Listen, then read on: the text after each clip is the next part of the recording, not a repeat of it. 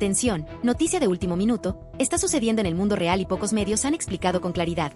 El reordenamiento gradual pero profundo de las relaciones comerciales y diplomáticas de México en un momento histórico de tensión sin precedentes con su principal socio comercial. No se trata de conspiraciones ni de victorias instantáneas. Se trata de decisiones reales, movimientos reales y consecuencias reales que afectan el precio de lo que compras, el valor de tu moneda y las oportunidades que tendrás en los próximos años. Desde enero de 2025, cuando Donald Trump regresó a la Casa Blanca, México ha tenido que repensar su posición en el mundo de una forma que no había hecho en décadas. Y lo que ha descubierto en ese proceso está cambiando la conversación geopolítica de todo el hemisferio. Quédate, porque entender esto es fundamental para comprender hacia dónde va la economía de nuestra región y cuál es el papel que México está eligiendo jugar en ella. Para entender el peso de este momento, necesitamos dimensionar el problema desde el principio. Estados Unidos compra aproximadamente el 80% de todas las exportaciones de México. Eso no es una relación comercial, es una dependencia estructural que ha definido la política económica, la política industrial y hasta la política exterior mexicana durante los últimos 30 años.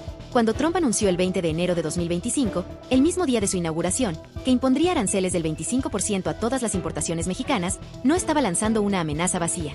Estaba poniendo sobre la mesa una palanca enorme sobre una economía que, por su diseño histórico, tiene muy poco margen de maniobra para responder sin hacerse daño a sí misma.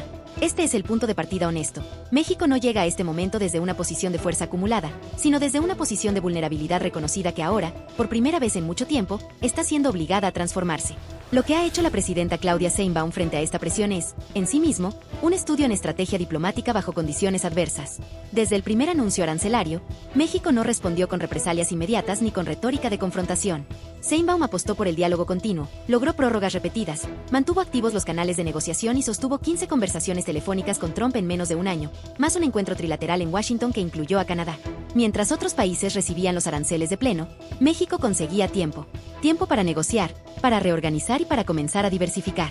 Esa apuesta por la moderación no es debilidad, es una lectura realista de que una economía cuyo comercio exterior depende en más del 60% del TEMEC no puede permitirse una guerra arancelaria abierta sin consecuencias graves para su propia población. La presidenta lo dijo con claridad, no creemos en el ojo por ojo, diente por diente, porque eso siempre lleva a una mala situación. Y tenía razón en decirlo. Sin embargo, la diplomacia tiene límites. En julio de 2025, Trump anunció aranceles del 30% sobre todos los productos mexicanos a partir del 1 de agosto, citando insuficiente cooperación en materia de seguridad y narcotráfico. México respondió oficialmente que la medida era un trato injusto y activó mesas de trabajo de alto nivel con funcionarios estadounidenses para buscar alternativas. Paralelamente, el secretario de Relaciones Exteriores, Juan Ramón de la Fuente, viajó a Río de Janeiro para participar como observador en la cumbre BRICS 2025, organizada por Brasil. Y aquí es donde la historia se pone verdaderamente interesante, porque este movimiento diplomático, modesto en su forma pero significativo en su mensaje, ilustra hacia dónde está mirando México cuando Washington aprieta demasiado. Conviene ser preciso sobre lo que es y lo que no es la relación de México con los BRICS, porque hay mucha confusión al respecto. México no es miembro del bloque. No ha solicitado adhesión. El gobierno ha sido explícito en que sus prioridades comerciales siguen centradas en el TEMEC y en la relación con América del Norte. Lo que sí ocurrió en julio de 2025 es que México asistió como observador a la cumbre del grupo en Brasil, representado por su canciller. Esa presencia, de bajo perfil pero deliberada, tiene un significado estratégico claro. En un contexto de presión arancelaria creciente, México está explorando con discreción el espacio de maniobra que le ofrece el denominado Sur Global. No es una ruptura con Washington. Es la construcción de una alternativa que puede existir en paralelo a la relación con Estados Unidos y que aumenta el poder de negociación de México en sus conversaciones bilaterales. Es, en términos prácticos, el inicio de la construcción de un plan B. Los BRICS son hoy un bloque más complejo y más relevante que hace una década. Desde su ampliación en 2024 con la incorporación de Arabia Saudita, Irán, Egipto, Etiopía, Emiratos Árabes e Indonesia, el grupo representa aproximadamente el 40% del PIB mundial y el 50% de la población del planeta.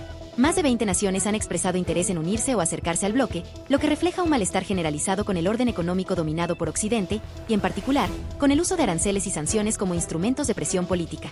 El nuevo Banco de Desarrollo, creado por los BRICS, ya opera como alternativa parcial a instituciones como el Fondo Monetario Internacional y el Banco Mundial. Y aunque la desdolarización total del comercio internacional está lejos de ser una realidad inmediata, el creciente uso de monedas nacionales en transacciones entre países del bloque es un proceso que avanza de manera sostenida. Para México, acercarse a este ecosistema sin pertenecer a él formalmente es una jugada de equilibrio que podría aumentar su margen de negociación sin sacrificar sus lazos con el norte. El impacto de toda esta reconfiguración en la vida cotidiana de los mexicanos es real y ya está ocurriendo. Los aranceles impuestos por Trump desde marzo de 2025 sobre productos no amparados por el TEMEC han generado incertidumbre en sectores clave de la economía mexicana. mexicana. La industria automotriz, que opera a ambos lados de la frontera como una cadena de valor integrada, fue una de las primeras en sentir el golpe. Los productos agrícolas de exportación, desde el aguacate hasta los productos de temporada, han enfrentado presiones adicionales.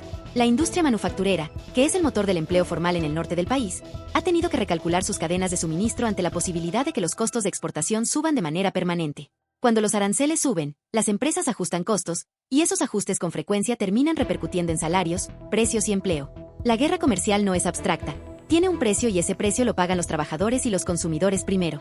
Frente a este escenario, el gobierno mexicano ha puesto en marcha el llamado Plan México, una estrategia de reindustrialización y fomento a la inversión interna que busca reducir la dependencia de la economía nacional respecto al mercado estadounidense.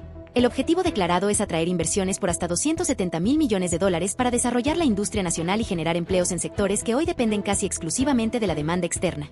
En paralelo, México está explorando acuerdos bilaterales con países miembros de los BRICS, con Brasil, donde se acordó una visita empresarial para fortalecer el comercio y avanzar en regulación farmacéutica, con India, donde hay interés en su industria farmacéutica, y con China, cuya inversión en América Latina ha crecido de forma exponencial en los últimos años y que ya es el segundo socio comercial de México.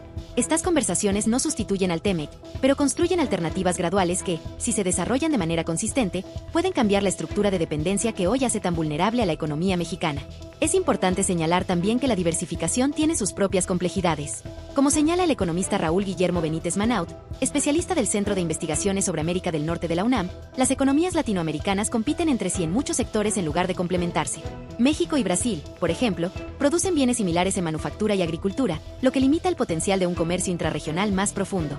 La apuesta por los BRICS, por tanto, no es una solución mágica ni inmediata, es una dirección estratégica que requiere inversión sostenida, infraestructura, marcos regulatorios compartidos y tiempo real para materializarse en beneficios concretos para la población. Investigadores de la UNAM también advierten que las cadenas de valor entre México y los países del sur global no están diseñadas para ser complementarias de manera natural, a diferencia de la integración profunda que existe con América del Norte. Construir esa complementariedad requiere años de política industrial consistente. Entender esta realidad es fundamental para no sustituir un relato simplista por otro igualmente engañoso. Lo que sí es innegable es que el mundo está cambiando su arquitectura económica de manera acelerada. La segunda administración Trump ha acelerado un proceso que ya estaba en marcha: la pérdida de confianza en el orden multilateral construido después de la Segunda Guerra Mundial y la búsqueda de nuevas plataformas de cooperación que ofrezcan mayor estabilidad y menor dependencia de las decisiones unilaterales de una sola potencia. El rechazo colectivo del unilateralismo expresado en la cumbre BRICS 2025, donde el presidente brasileño Lula advirtió sobre el colapso del multilateralismo, resonó en Washington con suficiente fuerza como para que Trump amenazara con aranceles adicionales del 10% a los países miembros del bloque.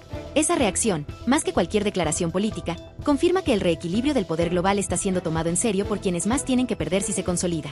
México está en el centro de esta transformación. La decisión de cómo responder, cuánto diversificar, a qué ritmo y con qué socios, es una de las más importantes de la historia reciente del país. No hay respuestas simples ni victorias instantáneas. Pero sí hay decisiones que pueden marcar la diferencia entre una economía que sigue atrapada en la vulnerabilidad estructural y una que construye gradualmente las bases para negociar desde una posición más sólida. Eso es lo que está en juego. Y es suficientemente importante para seguirlo de cerca, sin dramatismos pero con toda la atención que merece. Si este análisis te ha resultado útil, suscríbete y activa las notificaciones. Aquí seguiremos cubriendo los movimientos reales que están redefiniendo la economía de nuestra región, con datos verificables. Déjanos tu opinión en los comentarios. Gracias por informarte con nosotros.